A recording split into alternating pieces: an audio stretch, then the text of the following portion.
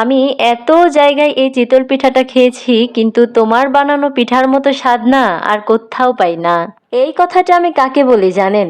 এই কথাটা আমি আমার নানিকে বলি। আমি যখনই ঢাকা থেকে বাড়ি যাব, তখনই সে আমায় চিতল পিঠা বানিয়ে খাওয়াবে। সে খুব ভালো করে জানে চিতল পিঠা আমার খুব পছন্দ, আর তার হাতের চিতল পিঠা হলে তো আর কোনো কথাই নেই। সো হ্যালো এভরিওয়ান, আসসালামু আলাইকুম। সবাই কেমন আছেন? আশা করছি সবাই অনেক ভালো আছেন। আলহামদুলিল্লাহ, আমরাও ভালো আছি। আমি রত্নাস ব্লগ পেজ থেকে নতুন আরেকটি ডেইলি ব্লগে সবাইকে স্বাগতম জানাচ্ছি। বেশ অনেক দিন হয়ে গেল তোমাদের সঙ্গে একটা লং ভিডিও শেয়ার করি না, শুধুমাত্র সময়ের অভাবে।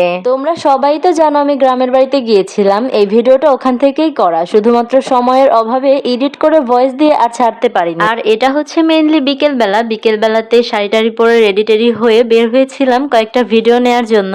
এরপর ভিডিও নিয়ে বাসায় গিয়ে দেখি নানি পিঠা বানানোর জন্য চাল বের করেছে। চালগুলো ভালোভাবে বেছে এরপর বেশ কিছুক্ষণের জন্য ভিজিয়ে রাখবে। আর এদিকে আমি ডিমের কাহিনীটা বলি। আমি যখনই বাড়িতে আম্মুর কাছে যাই, তখনই আম্মু করে কি আমাকে 2 বেলায় 2টা করে ডিম সেদ্ধ করে দেয়। সেটা দেশি মুরগির ডিমই হোক আর ফার্মের ডিমই হোক। আমি যতই বলি তোমার জামাই ট্রে ভরে ভরে ডিম আনে, আমাদের প্রতিদিনই ডিম খাওয়া পড়ে, কিন্তু না, সে আমার কোনো কথাই শুনবে না। তার একটাই কথা, একদম শুকিয়ে গেছো, গায়ের রংটাও কেমন হয়ে গিয়েছে, তোমায় খেতে বলেছি তুমি খাও। এটাই হলো মায়ের ভালোবাসা। মায়ের চোখে সন্তানরা কখনোই বড় হয় না, সেই ছোট্টটিই থাকে। আর এই তো পিঠা বানানোর জন্য কিন্তু চাল ঢেকিতে পাট দেওয়া হচ্ছে। এই কাজটা করছে আমার আম্মু আর মামি। আমার আম্মু পাট দিচ্ছে আর মামি আলা দিচ্ছে। এইটা আমাদের বাড়ির অনেক পুরনো ঢেকি। সেই ছোটবেলা থেকে জ্ঞান হওয়ার পর থেকেই দেখে আসছি এই ঢেকিতে চাল পাট দিয়ে পিঠা বানানো হয় আমাদের বাড়িতে। আর নানির কাছ থেকে আস্তে আস্তে মামি আম্মু সবাই শিখে গিয়েছে এই চিতল পিঠা বানানোটা। একে তো মাটির চুলায় মাটির পাত্রে চিতল পিঠা, আর দ্বিতীয়ত মাংস দিয়ে চিতল পিঠা।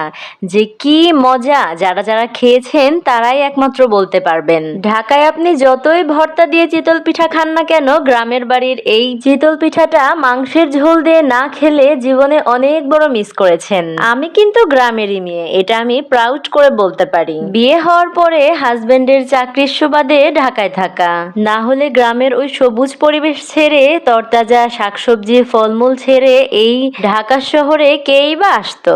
আচ্ছা যাই হোক, আবার চিতল পিঠার গল্পে ফিরে যাওয়া যাক। আমার মনে হয় না চিতল পিঠা পছন্দ করে না এমন মানুষ 2-1টাও খুঁজে বের করা যাবে। সত্যি একটা কথা বলি, আমি না যখন এডিট করছিলাম, আমার এই মাংস পিঠাটা দেখে আবার খেতে ইচ্ছা করছিল। এইটা এতটাই লোভনীয় আর এতটাই মজাদার ছিল। আর এই যে আমার ছেলেটা, ও কিন্তু খুব মজা করে চিতই পিঠা খাচ্ছে।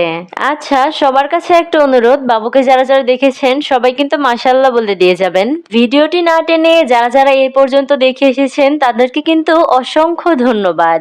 আর কে কোন জেলা থেকে আমার ভিডিওটি দেখছেন অবশ্যই কমেন্টে জানিয়ে যাবেন। আর এই যে বিল্লু বাহিনী, আমার আম্মু মাছ কাটতে বসলেই এরা আশপাশ দিয়ে ঘোরাফেরা করবে আর মাছের কাটা খাবে। আমার আম্মুর কিন্তু একসময় অনেক বিড়াল ছিল। আচ্ছা, সেই কথা না হয় অন্য আরেকদিন শেয়ার করব। তো আজকের ভিডিওটি এই পর্যন্তই। ভালো লাগলে অবশ্যই একটা লাইক কমেন্ট শেয়ার করবেন। দেখা হবে আরেকটি নতুন ভিডিওতে। এ পর্যন্ত সবাই ভালো থাকবেন। সবাইকে আল্লাহ হাফিজ।